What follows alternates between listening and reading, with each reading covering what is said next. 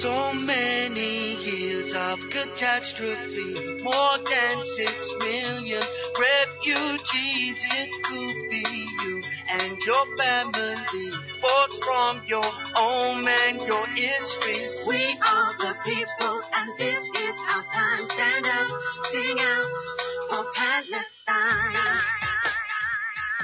Hello, I'm your host, Kathleen Wells, and welcome to Palestine Today, a radio program dedicated to news about Palestine. My co-host, British journalist and campaign filmmaker Harry Weir is in Gaza City, and again today we have a fabulous show prepared for you today. Palestine Today brings you the unfiltered truth where you will get nowhere else in the mainstream media about the situation in Palestine from the perspective of Palestinians who actually live there.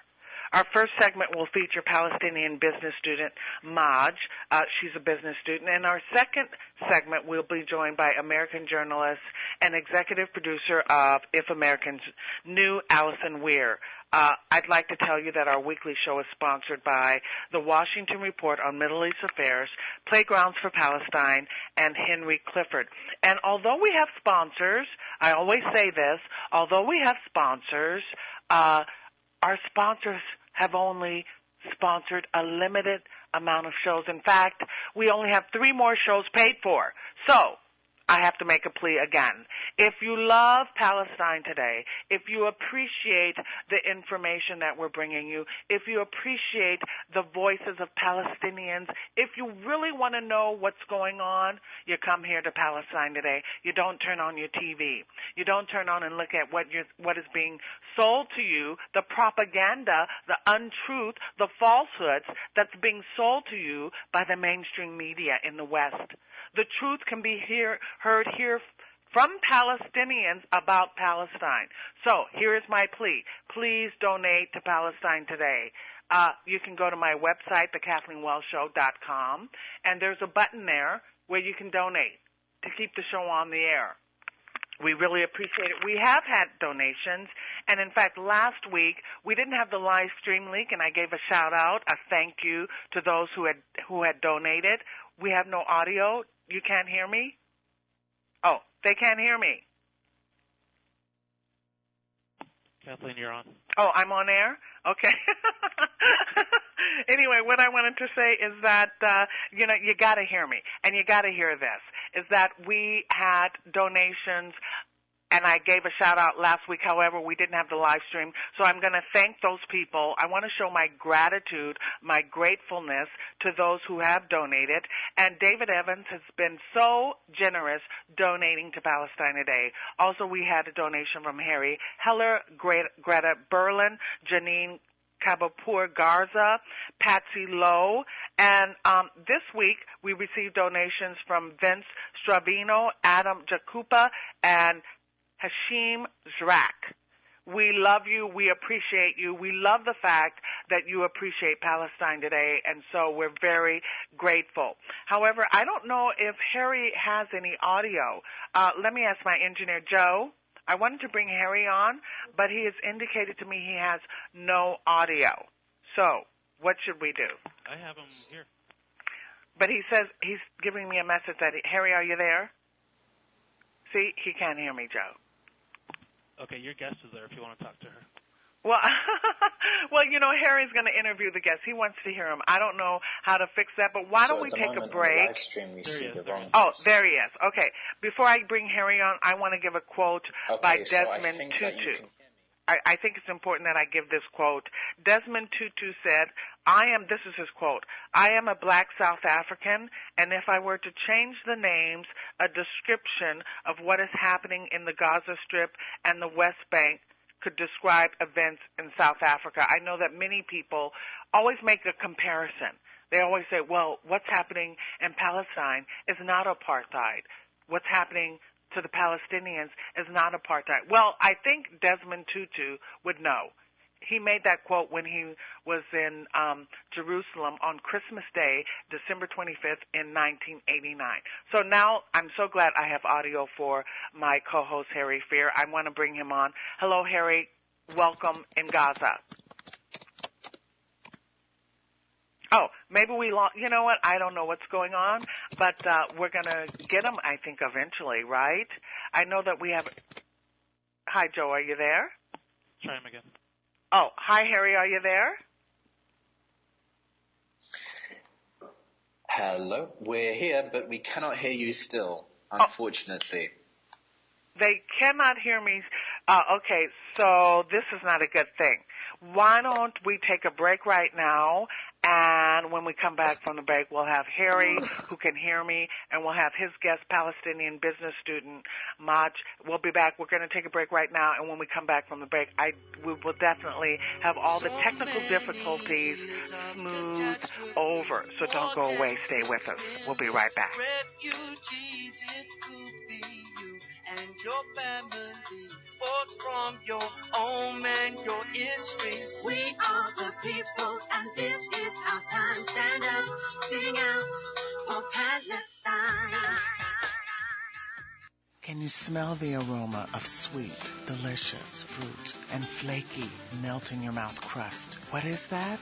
It's Cobblermania. Cobblermania is a specialty dessert company founded several years ago that sells delicious fruit cobblers that are baked daily and sweetened with diabetic-friendly agave. Agave, you ask? Yes, it's like sugar, but not sugar, and better than sugar. Cobblermania cobblers are sold at the Torrance, Hollywood, Culver City, San Dimas, Marina Del Rey Farmers Market. Also, apple and peach are sold daily at the Golden Bird in Los Angeles. You know Golden Bird that sells the fried chicken?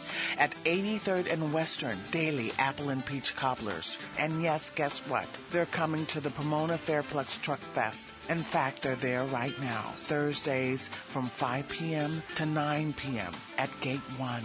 Some of the favorites: peach, apple, mango, blueberry peach, blackberry, blackberry, apple, white peach. If you go to the Pomona Truck Fest Gate 1 on Thursdays from 5 p.m. to 9 p.m. and mention me, Kathleen, you'll get something special. You don't want to miss it. I've had them. They're delicious. Playgrounds for Palestine is a non-for-profit 501c3 organization dedicated to upholding the Palestinians' child's rights to play. This is a right enshrined in the United Nations Convention on the Rights of the Child. We operate through a volunteer board and staff, the generosity of our supporters, and a lot of heart. To date, Playgrounds for Palestine has constructed 15 playgrounds in Palestine, as well as refugee camps in Lebanon and Syria. To contribute to this most worldly cause, please go to our website at www.playgroundsforpalestine.org or send a check to Playgrounds for Palestine, P.O. Box 559, Yardley, Pennsylvania 19067 at www.playgroundsforpalestine.org. Are you fascinated by the Middle East, but worried that U.S. foreign policy may lead yet to another war? Do you care about civil rights? For the past 30 years, the Washington Report on Middle East Affairs has brought its readers the real news, minus the corporate media spin. Read about Palestinians trying to survive the world's largest occupation. Learn how your hard-earned tax dollars fund that illegal occupation. Find out how much your members of Congress has received from pro-Israel PACs, and much, much more. Visit the Washington Report's website, www.wrmea.org, or call 888-881-5861 to request a free sample copy. Better yet, subscribe. It's only $29 for 9 issues. Mention Palestine today and get a bonus gift. For more local radio every day, listen to KCAA. So many years of catastrophe, more than 6 million refugees. It could be you and your family, forced from your home and your history. We are the people, and this is our time. Stand up, sing out for Palestine. British journalist and campaign filmmaker Harry Weir. We had some technical snafus where they couldn't hear me there in Gaza, but I think we've got that all figured out now. I gave my thanks to people who have donated. I gave my quote from Desmond Tutu saying, yes, it's just like South African apartheid. And so now I'd like to say, hello, Harry. Welcome. Hello, it's working. Thank God, we're back. Great. So tell us what you have in store for us, for our listeners today. Well, actually, first we'll be speaking with a guest, Majd, who's on the line, and then we'll be taking a listen to a snippet of my latest video release, the audio of it, which is an interview with a very famous Palestinian resistance fighter. So, can you hear me, Majd? Oh, I hear you very well. Yes, I can hear you, Harry. And I think I'm pronouncing your name wrong. Yes, it's Majd. Can you just correct us? Yes, it's Majd, not Majd. It's Majd. I apologize sincerely for that. Could you just give us a brief biography of yourself? You're a business student, actually, at one of the universities in Gaza. Is that right? Yeah, exactly. I study business administration at Al-Azhar University in Gaza. Well, I think living in Gaza cannot be described in one word or a sentence because, Gaza is one of those unique places that is full of different stories, images, contradictions, and meanings. As a Palestinian citizen living in Gaza, I can say that living here is a very difficult experience for many reasons. One of these reasons, and a very significant one, is the Israeli occupation and the siege as well. The siege in the Gaza Strip is not only physical, and I think it's worse and very far from that. Before 2 months, I was a delegate in Tufts University in Boston to represent a major health issue Gaza faces. Of course, I had to collect some data and do some researches. The conclusion was that the siege in the Gaza Strip has impacted the lives of Palestinians in the deepest areas. People here suffer from many psychological problems. There is a high degree of depression, feelings of isolation and hopelessness, and many other problems. Wars come and end without any further psychological treatments or rehabilitation programs for children. Majd, could I just ask, to what degree are the psychological problems widespread? I mean, is it just a minority of people? No, it is not. It is the majority of people, especially in mental health problems. People suffer from high depression and, the trauma after wars and those things. And, there are another reasons for that, such as unemployment. Unemployment is increasing each day, poverty as well. What I just wanted to say is that living in Gaza is, of course, not a cool, fancy thing. But in the personal level, I'd like to say that despite all the difficulties and the tragedies of Gaza, growing in this area has taught me the value of life. And, of course, the importance of seeking knowledge and getting an education for a human and a woman too. And, I think that all the obstacles and the challenges I faced during my life have made me the person I am today. I mean, as a business student, it's kind of ironic. I mean, the Gaza Strip is under economic and physical besiegement. There is such high unemployment. Actually, why did you choose such a subject? And what are your aspirations for the future? And the same for Gaza, not just yourself, but also for Gaza. Exactly. I love business, and I believe that business can be power and very important to nations. I'd like to say that the economy of Gaza is very dependent on Israel, as you know, and most of our goods are from Israel, and the alternatives are not that feasible solution, and there's a high rate of poverty, unemployment stands over 40%, and the gap between the rich and the poor is widening each day. And the culture of domestic investments in the small businesses is not that great deal. I choose business because I believe that someday I'll be a successful businesswoman in Gaza, and I will create a new world of business for all Palestinians. I also hope to build, small charity organizations for people and to invest more in our own human resources. Well, that's really amazingly inspiring. I can't really imagine where you get the motivation from to be of such a position and persuasion, but it's very inspiring. I wondered, what's your message to the Americans listening? And Kathleen, do you have any questions? Yes. My message is that siege in Gaza should fall down and end to have a better, equal life for all people.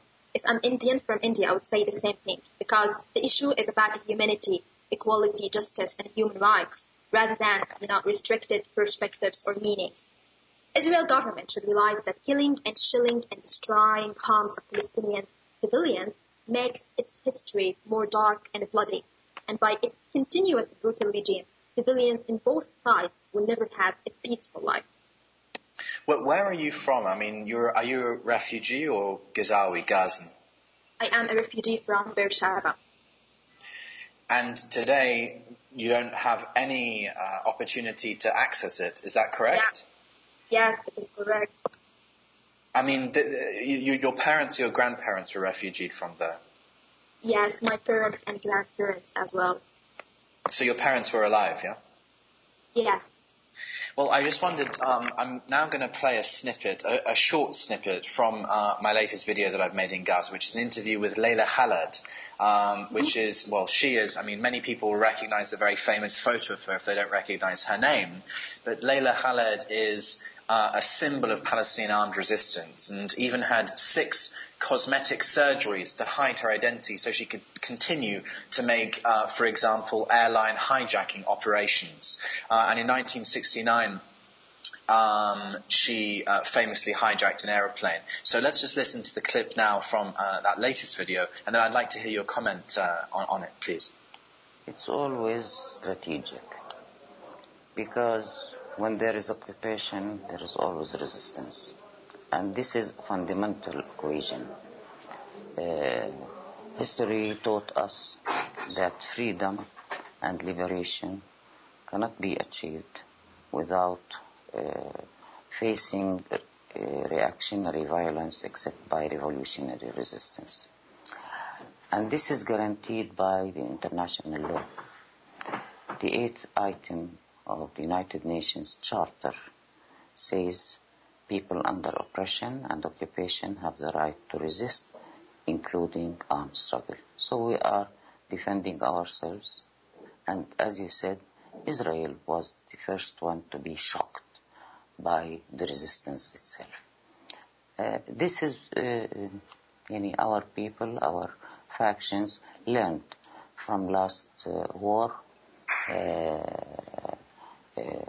in 2008 that they have to prepare themselves for another battle because the war did not end. This is a battle now, and we are proud of the resistance and our people. The main thing, that resistance united the people in spite of the division. Is that right, that the resistance has such widespread support and that it unites the people despite the political factional division? The question is to Majd. Are you still there? Oh, I'm hoping that our guest is there. Majd, are you still there? Yeah. Did you hear the interview? I was wondering, is it true that the armed resistance gets widespread support and that it has the ability to unite people despite the political divisions with Fatah, Hamas, and etc.? Yes, of course, because I think freedom cannot be achieved without resistance, and I think that peace should come with justice as well. And resistance is a tool for achieving justice. But I'd like to comment that armed resistance is not the only resistance in Gaza or Palestine in general. People resist in many ways. And I think that today, most Gazans believe in peaceful resistance more than armed resistance. Interesting. What would that entail? That entails that, we don't want to kill other people. We just want to have a peaceful life without the expense of other people's lives. But when it comes to our rights, it should be, to save those rights from going away. Kathleen, over to you. Okay, first of all, I would like to say that I am so impressed by her facility with the English language. I mean, her and another guest that I have, I'm listening to Palestinians and they speak English better than me. This is what I believe. This is amazing to me. Okay, and thank you, and this is amazing. This, I think Americans are so ethnocentric. So few of us know more than one language, and yet here we have Palestinians living under the most dire conditions, and they still are motivated to learn more than one language and to learn English. So my question to Majd is, how does it work work exactly that you have Palestinians who speak English so well? How does that happen? Well, I think English is becoming the language of the world, and in order to convey our message to most, people, we should, carry a voice, and English is really important nowadays. I study business in English. My books are from USA, and, I usually talk with people in English, so I think that's why I speak it very well. I mean, and it's almost, you sort of have, do you learn it in Gaza, speak English very well, because we all believe in the importance of learning and knowledge and languages. And it's just the reverse in America. We only know one language here in America, most of us. I mean, I can just see me getting complaints that people will say to me, oh, no, Americans know different languages. Not most Americans. They just know English, and that's it. And then they have this notion that they are exceptional. Well, how can you be exceptional if you only know one language? I mean, that's what I wonder. But there wasn't a question there. That was just a statement.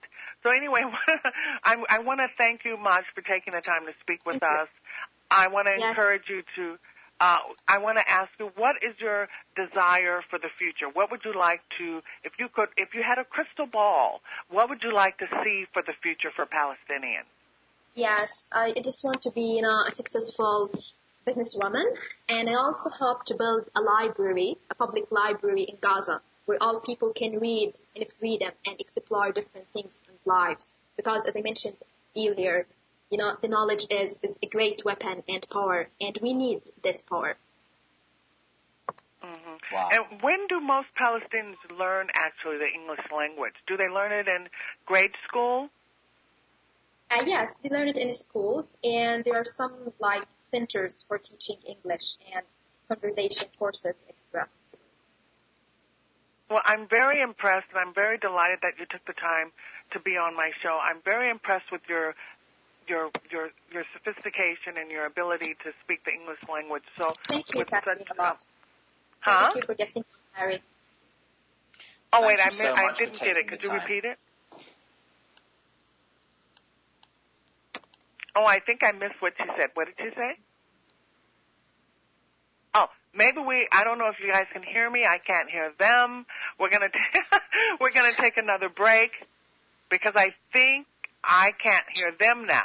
So we're going to take another break, and when we come back, our second segment will be joined by Alison Weir, who is the executive director of If Americans Knew, which is a website, a nonprofit organization that informs the American people about what's actually taking place in Palestine. They're informing the Americans as to what they do not know. And if they did know, they would think differently, they would do differently. So when we come back from the break, we'll be joined by Alison Weir, the executive director of If Americans Knew. So we'll take a break. And stay with us. We'll be right back. It's a crime against humanity. Gaza turned into a prison camp. Apartheid won't divide the West Bank. We are the people, and this is our time. Stand up, sing out for Palestine. We'll break down the wall. Freedom for Palestine. Demand justice for all. Can you smell the aroma of sweet, delicious fruit and flaky, melt-in-your-mouth crust? What is that? It's Cobblermania. Cobblermania is a specialty dessert company founded several years ago that sells delicious fruit cobblers that are baked daily and sweetened with diabetic-friendly agave. Agave, you ask? Yes. It's like sugar, but not sugar, and better than sugar. Cobblermania cobblers are sold at the Torrance, Hollywood, Culver City, San Dimas, Marina Del Rey Farmers Market. Also, apple and peach are sold daily at the Golden Bird in Los Angeles. You know Golden Bird that sells the fried chicken? At 83rd and Western, daily apple and peach cobblers. And yes, guess what? They're coming to the Pomona Fairplex Truck Fest. In fact, they're there right now, Thursdays from 5 p.m. to 9 p.m. at Gate 1.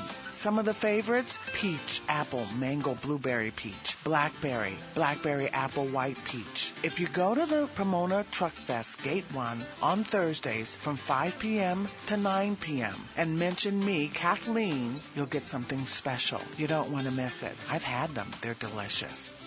Playgrounds for Palestine is a non-for-profit 501c3 organization dedicated to upholding the Palestinians' child's rights to play. This is a right enshrined in the United Nations Convention on the Rights of the Child. We operate through a volunteer board and staff, the generosity of our supporters, and a lot of heart. To date, Playgrounds for Palestine has constructed 15 playgrounds in Palestine, as well as refugee camps in Lebanon and Syria. To contribute to this most worldly cause, please go to our website at www.playgroundsforpalestine.org or send a check to Playgrounds for Palestine, P.O. Box 559, Yardley, Pennsylvania 19067 at www.playgroundsforpalestine.org.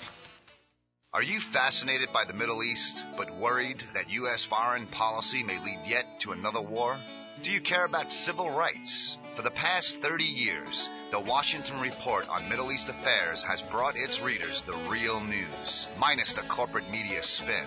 Read about Palestinians trying to survive the world's largest occupation. Learn how your hard-earned tax dollars fund that illegal occupation. Find out how much your members of Congress has received from pro-Israel PACs, and much, much more. Visit the Washington Report's website, www.wrmea.org, or call 888-881-5861 to request a free sample copy. Better yet, subscribe. It's only $29 for 9 issues. Mention Palestine today and get a bonus gift.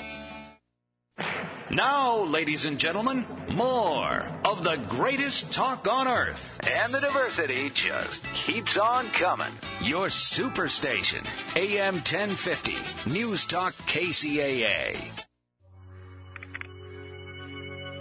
So many years of catastrophe, more than 6 million refugees. It could be you and your family, forced from your home and your history. We are the people, and this is our time. Stand up, sing out for Palestine. Welcome back to Palestine Today. I'm delighted to have in this segment Alison Weir. I'm very familiar with her work. I admire her tremendously. She is a journalist and the executive director of If Americans Knew, a nonprofit organization dedicated to providing Americans with information on topics of importance that are misreported or underreported in the American media. She is also on the board of directors of the Council for National Interest. So, Ms. Weir, I'm so delighted to have you. I admire your work. Thank you for joining us today on Palestine Today. Thank you so much for having me and for your show. Well, let's lay the foundation. I know you wanted to touch on, well, actually, let me step back a bit. What motivated you? My first question to you is, what motivated you to take up the cause of the Palestinian issue? Well, it was really a very random occurrence. I, like most Americans, really knew very little about Israel-Palestine. I don't happen to be Jewish or Arab or Muslim, and I had never really looked into this issue before, even though I had been active in the anti-Vietnam War issue. I had been active back in the civil rights days. I had been very aware about South African apartheid, but I had never actually focused and learned anything about Israel-Palestine until fall of 2000, when what's called the Second Palestinian Intifada, the Second Palestinian Uprising began, and I began to see that covered a little bit in the news media in October of 2000. And I finally decided just to pay attention to that news coverage and try to learn what was going on and sort of understand what it was all about. When I did that, I noticed how one-sided the news coverage was. That was very, very Israeli-centric. I began to look into it more and more. After a few months of that, I was so astounded at what I learned and what seemed to be really the biggest and longest-lasting cover-up I'd ever seen.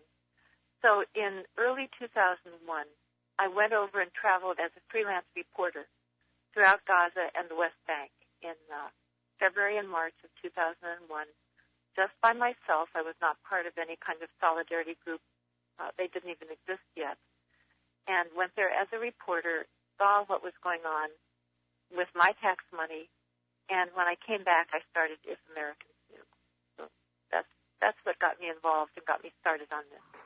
Well, Alison, I just wanted to say it's Harry Fear here, live in Gaza. I'm a British filmmaker. I just wanted to say I salute your work, and to hear how you got started with it is just incredible. All over the world, I always talk about your website and encourage people to go and look at it, and people should go and look at it today, ifamericans.knew.org, because it's an absolutely invaluable and unique resource in terms of its clarity and thoroughness. So I just wanted to thank you and say how inspired I am by what you just explained with how you got started. Oh, thank you. Thank you. That's, what we really are trying to do is get the facts to the American public without a particular political slant, just the facts. So we do our best to get the statistics, the real history there, the ongoing news, and sometimes we've done quite a few reports on the media itself that are very factual, where we provide citations for our work in ways that we hope and feel and are finding are reaching Americans on this issue, most of whom are very reachable but know almost nothing about it. So thank you. So it always is very exciting to hear that people are using our website and that it's useful for people. Okay, let me ask you, Ms. Weir, my question to you is why do you think that the media was misreporting, underreporting? Why does the media have this bias? That's a very important question, and the answer is fairly complicated. So it'll take, I'll get into a few aspects of what I think are causing this enormous distortion, this really Israeli-centric type of reporting on this extremely important issue. We can start with the reporters in the field, right, that are reporting from the region for American media, for the Associated Press, for the New York Times.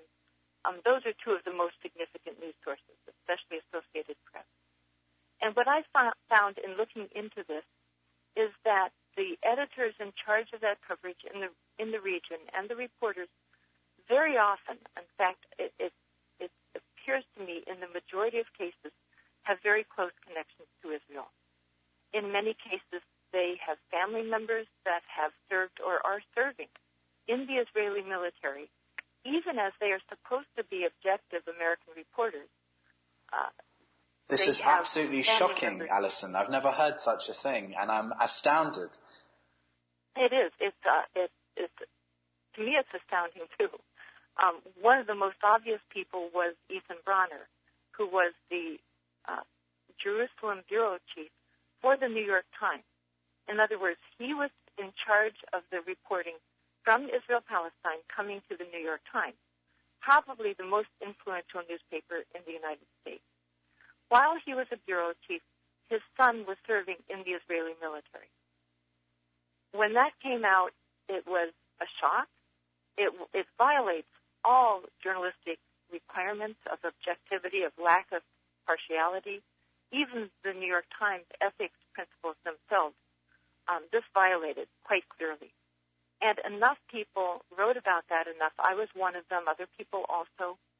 Enough people wrote about it that eventually the New York Times ombudsman called I think he's called the reader's representative or something like that for the New York Times, was forced to write a commentary about this lack of impartiality, as they call it. And even he, paid by the New York Times, someone who almost always takes the side of the New York Times, even he, in the bottom line, said this is not appropriate. He should be assigned to a different beat. And yet he continued in that beat for quite a few years. When I learned about that and looked into the situation with Ethan Bronner, I started investigating the situation further and found out that that was actually not unusual, that there had been a reporter for the New York Times who had been filing stories for the New York Times even while he was serving in the Israeli military. I found that many Associated Press editors and reporters served themselves in the Israeli military. Some of them on blogs I would find, or on alumni magazines, for example, would write about how important and what an impact that has had on their lives serving in the Israeli military.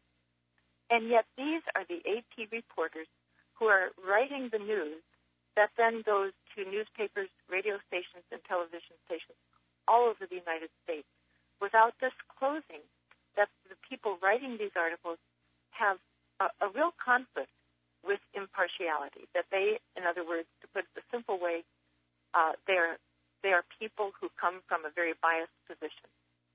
Yeah, and in law that would be called a conflict of interest. That's exactly right.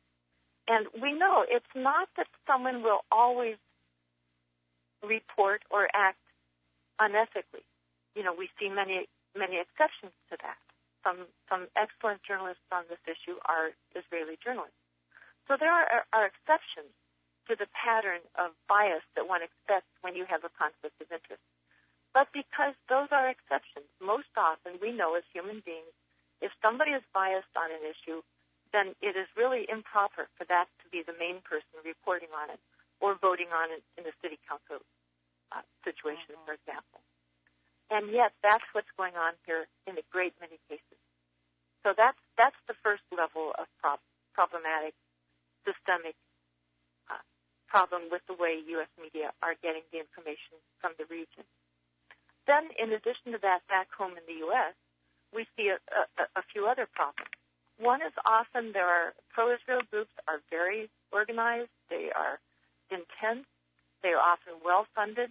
So they will begin campaigns against any newspaper or news organization that begins to report even just a little bit on the reality for Palestinians. That kind of news organization will get a consumer boycott against them. Advertisers will pro-Israel advertisers will cancel their advertisements. They will get orchestrated phone calls and emails calling them anti-Semitic.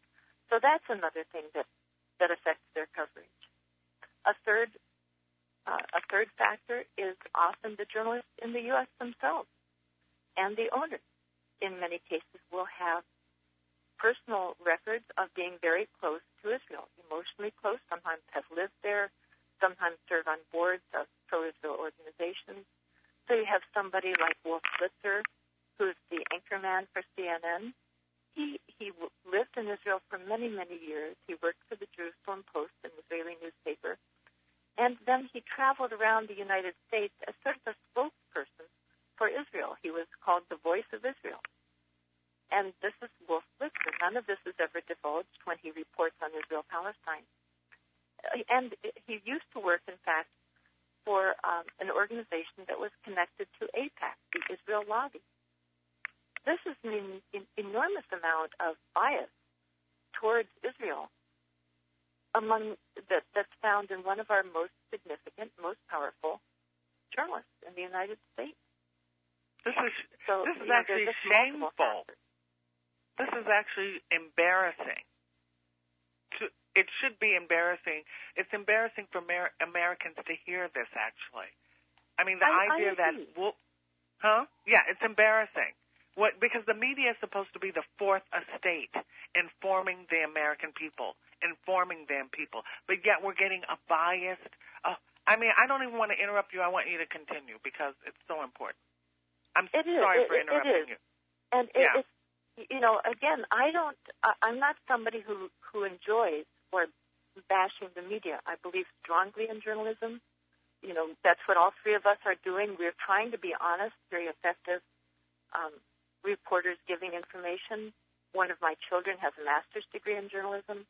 I believe strongly in journalism. So this, to me, is a little bit like a doctor talking about some fellow doctors committing malpractice. These are journalists and news organizations that are committing malpractice. And this is a life and death kind of malpractice, just the way a medical malpractice can be, because by reporting this so improperly, they are misinforming the American public. Because the American public is misinformed and uninformed, we are tolerating U.S. policies that are not only immoral, not only tragic to the people in the region itself, they are tragic for Americans because they are causing great damage to the United States as well and placing American citizens in considerable risk because of these cruel policies of supporting Israeli policies that are violating international law. So the journalistic malpractice here is extremely significant and very widespread. One other factor, maybe just to mention, is that in other cases we have media owners and editors who fortunately do not have a close connection to Israel or an emotional connection to Israel. And yet they themselves are often also have newspapers or other shows that are also very Israeli-centric.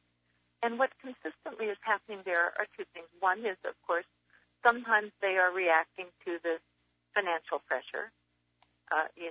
There's a strong wind blowing against them, and that has blown them over in a pro-Israel direction. But also, they themselves sometimes think they know what's going on, because before they were journalists, they often were news junkies. They were reading newspapers for many years, and they were consistently getting pro-Israel bias. They also are very, I think, impacted by the Associated Press. So they may be receiving and reading AP reports every day, maybe 8 or 10 AP reports every day. They're not publishing them, but they're reading them. And they're not aware that they are reading reports from biased journalists. So they think they know this topic, but they also are being misinformed by the system of journalism that's in place on Israel-Palestine. So because of these multiple factors, it's a very deep problem. It's a very deep problem that exists across the political spectrum. And, that's what we're all dealing with. Yeah, it's a pathology. It's a very deep, widespread problem. I'm going to ask you to come on my Wednesday show because I'd like to have this explored more deeply. But let's switch now to the USS Liberty. Lay us the foundation on that. Yes, that's so important. I'm so glad you're bringing that up because so many people, even people that know a great deal about Palestine, often are really unaware about the fact that Israeli forces attacked the U.S. Navy ship, tried to sink it with all 300 men aboard. They did not succeed in sinking it miraculously. It came quite close. But they did succeed in killing 34 Americans and injuring at least 174 Americans. Is this not international terrorism? That would be, well, it's interesting to think what it would be. It was an intentional attack by a country. This was the Israeli naval and air forces that attacked this ship. It wasn't some rogue operation. It wasn't a secret operation by the Mossad. This was their mainstream military organization attacking a U.S. Navy ship in international waters. We were allegedly their close friends. They were allegedly our close friends. This was out of the blue. The ship was virtually undefended. It was an electronic surveillance ship. So it had about, I think it was two small machine guns, or maybe it was 4 small machine guns, the type that are used if they're being boarded by pirates. That's all they had. They had virtually no weaponry. And yet the Israeli military conducted a very ruthless attack against them that lasted longer than Pearl Harbor. This was not some little fog of war kind of attack. It was an air and sea attack. They shelled the ship. They napalmed it. They sent out torpedo boats. They launched torpedoes against it. When the crew launched, at one point they put out life rafts when it looked like the ship was going down. They shot up the life raft. They machine gunned stretcher bearers. what's the military necessity of that? So this massacre is actually reminding me of the May 2010 massacre of international activists on international waters. Well, actually not so far from where I am now in Gaza. I mean, the point here I'm asking is, why is this history not more widely known? I mean, why is Israel seen as, morally and militarily righteous when actually it has massacred American personnel, American military personnel? That's right. That's an excellent question and an excellent point. It's very close to the same things that they did with the Mavi Marmara, and in other cases that there have been Americans on boats in international waters that Israeli forces have in one case, of course, they killed an American citizen. In these other cases, they basically abducted them. One was a former congresswoman. They abducted her and got away with it. Here they have killed American Navy servicemen, and yet they continue to get ever more money from American taxpayers since Americans don't know about this.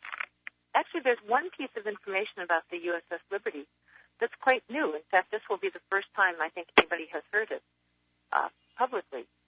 Wow. What's now happening is the USS Liberty Veterans Association, the survivors of this very ruthless attack, tried to have a booth at the upcoming National Convention of the American Legion.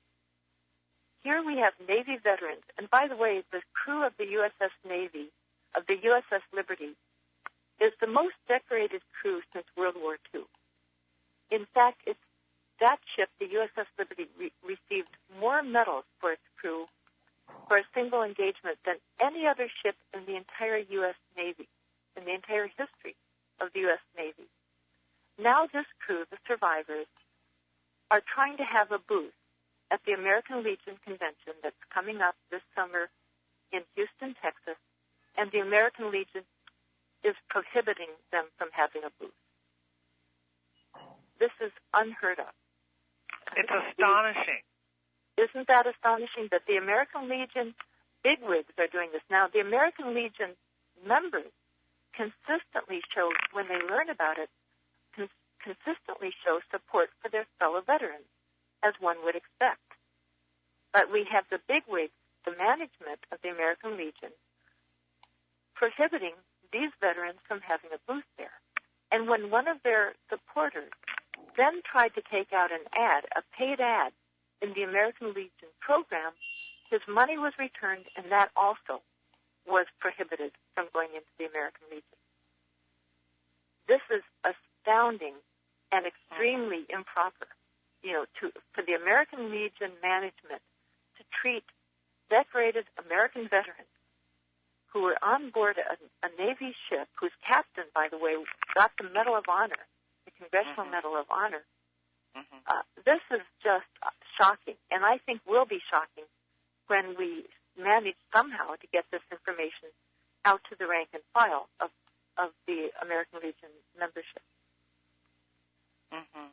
Well, I'll do anything I can to help to get this information out. My father was actually a veteran, and he fought in World War II. So my question to you now, Alison, is what do we do now? What can we do? What can Americans do? That's an excellent question and the most important in many ways. I think the first thing we can do is tell everybody else what we're learning. I hope people will tell others about our website, ifamericans.org, about your program, your radio show, about my other website, councilforthenationalinterest.org. By the way, I'm actually now president of that organization. Tell anybody you know that's a veteran about what happened to the USS Liberty and about these veterans. Like you, my father was a veteran of World War II. In fact, he stayed in the military. I grew up in a military family. I think if we all tell everybody what's going on, if we all call our elected representatives and tell them we do not want any more of our money, we give over $8 million per day to Israel, more than we give to any other country, even though Israel is one of the smallest and one of the richest. if we call our Alison, elected representatives... I'm just wondering, following that attack that we've been talking about, I mean, to what extent is the United States foreign policy for Israel that Israel actually poses a risk to the United States? That's an excellent point. It poses they an have enormous nuclear risk. weapons. They have one of the most sophisticated international spying networks in the world, and God knows what technology. Apparently their drone technology is more advanced than that of the United States.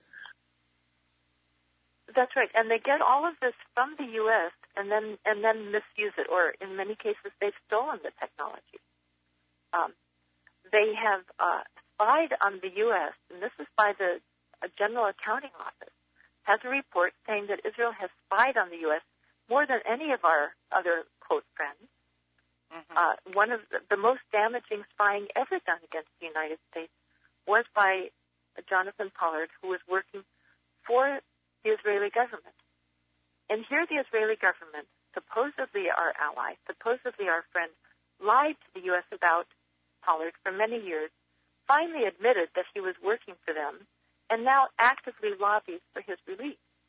It's very damaging. And in terms of the USS Liberty, the stories, the more you look into it, the worse it becomes, because it turns out that there were rescue flights that were launched to help these American servicemen under attack by Israel, and they were recalled by President Johnson. Any sort of inquiry into that was covered up, again, by order of the White House. These are statements that were made by a four-star admiral. So, again, this is not some questionable, sketchy kind of rumor. This is well documented.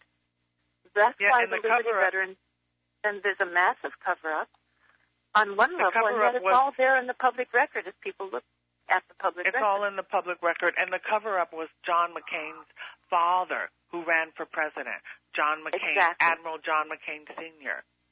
That's right. So it's That's just exactly correct. Yeah, it's astonishing. Listen, we've only got 4 minutes left, and so I want to reiterate the fact that you said that Americans must call their representatives. Can you in the next 3 minutes, can you express that more fully to listeners, how important that is that they contact their representatives? This is enormously important. This is an issue that is the very issue at the core of the Middle East. It is at the core of the war against terror, which is costing us trillions of dollars. It is the issue that has caused the Iraq war. Now they're trying to get us into another debacle with Iran. It is extremely important that we call our elected representatives, speak to them politely but forcefully, that we want to stop this extremely damaging support of Israel. We want to stop every penny, I feel, from going to Israel. That is the only thing that will push Israel into finally stopping its ruthless actions and into finally negotiating honestly, something they've never done before. In many states, we've been looking into this. There are a number of places where our Congress people are even reachable on this issue, but they're not hearing from their constituents that they want them to stop supporting Israel. Right now, we have a tiny special interest lobby that is running our government in terms of actions in the Middle East. The rest of us need to weigh in, both to save lives in the Middle East, both for a moral policy, but if we wish to protect our own citizens, if we wish to be safe ourselves, if we wish our children and our grandchildren to be safe, if we wish to stop this enormous bleeding of our money to this little country, we need to call up our elected representatives and tell them it's time to stop it. It's a failed policy. It's time to end it. I think if enough of us do that, we will make a difference. I agree with you. I'm going to invite you on my Wednesday show because what you're saying is very important. So I'm going to close right now with you, Ms. Weir. I really appreciate you taking the time. And, Harry, do you have any closing thoughts? Well, I just want to say thanks warmly to Alison for coming on, and I think that the ideas that she shared with us are revolutionary, I think, for the American audience, and really I so much value her time. I just want to say again that we've ended on a note where the information and the knowledge of history is something of such clear importance that we must increase our efforts to spread understanding about what's going on here in Gaza and in Palestine and in the Middle East. And even with these specific cases where there are connections with America, and, for example, the incident with the boat that Alison was talking about, all of this information the average American needs to know. And then once they do, there will be a change in the foreign policy, a more moral foreign policy, and then things will get better in the Middle East, hopefully.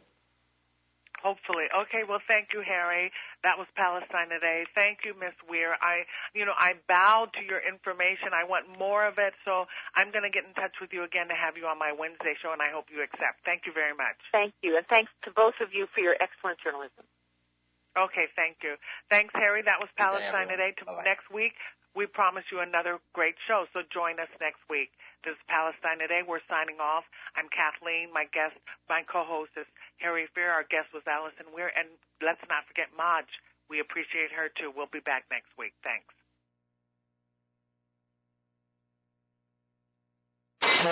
You're on board KCAA's Inland Talk Express. KCAA, Loma Linda, 1050 a.m., the station that leaves no listener behind.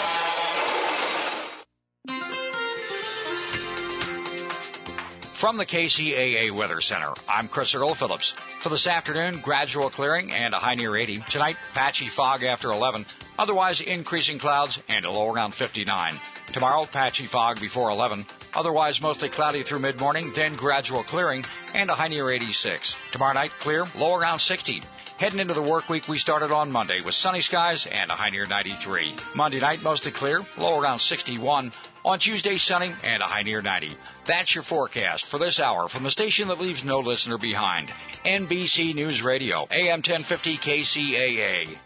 This is the KCAA Community Calendar. Golf with your friends at the Redlands Benchwarmers 30th Annual Golf Tournament and Banquet, Friday, June 7th at the Ukaipa Valley Golf Club. For more information, go to redlandsbenchwarmers.org.